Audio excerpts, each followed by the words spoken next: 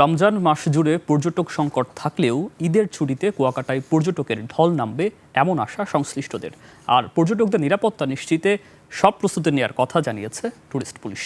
কুয়াকাটা প্রতিনিধি নাসির উদ্দিন বিপ্লবের রিপোর্ট, জানাচ্ছেন মনোয়ার হোসেন। শিয়া বাটার ও ভিটামিন সমৃদ্ধ লিলি বিউটি সোপ, তারুণ্যময় উজ্জ্বল ত্বকের জন্য। প্রাকৃতিক সৌন্দর্যের অপার লীলাভূমি কুয়াকাটা। একদিকে সূর্যোদয়, অন্যদিকে সূর্যাস্ত। এই বিরল দৃশ্য দেখতে প্রতি বছরই ঈদের ছুটিতে পর্যটকদের ভিড় বাড়ে এই সমুদ্র সৈকতে। ঈদ উপলক্ষে ইতিমধ্যেই পর্যটক বরণের প্রস্তুতি প্রায় শেষ করেছেন ব্যবসায়ীরা। আবাসিক হোটেল, মোটেল, রেস্তোরাঁ ও পর্যটন সংশ্লিষ্ট ব্যবসা প্রতিষ্ঠানগুলোকে প্রস্তুত করা হচ্ছে পর্যটকদের সেবা দিতে। রোজার পরে ঈদ উল ফিতর উপলক্ষে এখানে উপচে পড়া ভিড় হয় প্রতি বছর। আমরা আশা করব যে এবছরও এই ৬-৭ দিনের বন্ধে কুয়াকাটা উপচে পড়া ভিড় হবে এবং এই জন্য কুয়াকাটা পর্যটন নগরীর হোটেল মোটেলগুলি পর্যটন সেবা দেওয়ার জন্য প্রস্তুতি সম্পন্ন করা আছে। রমজান মাস জুড়ে ব্যবসায় মন্দা থাকলেও ঈদের ছুটিতে পর্যটকদের ব্যাপক সমাগম হবে।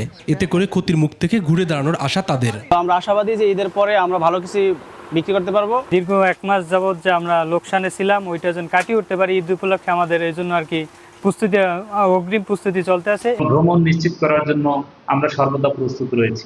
পর্যটকদের নিরাপত্তা নিশ্চিত করতে টুরিস্ট পুলিশের পক্ষ থেকে নেওয়া হয়েছে সব ধরনের প্রস্তুতি। আমরা আশা করছি দেশের বিভিন্ন স্থান থেকে প্রায় 30 থেকে 40 হাজারের মতো পর্যটক এখানে আসবেন। তাদের কথা চিন্তা ভাবনা করেই, তাদের কথা মাথায় রেখেই আমরা সাদা পোশাকে এবং পোশাকে আমরা পুলিশের পক্ষ থেকে আমরা ওখানে ডিউটি দেওয়ার চেষ্টা করব। পর্যটকদের নিরাপত্তা ও সেবার মান নিশ্চিত করা গেলে এবারের ঈদেও কুয়াকাটা হতে পারে দেশের অন্যতম সুন্দর পর্যটন গন্তব্য। এতে করে পর্যটন নির্ভর স্থানীয় অর্থনীতিতেও নতুন গতি আসবে বলে আশা সংশ্লিষ্টদের। Monowar Hossain, desk report, 21 television.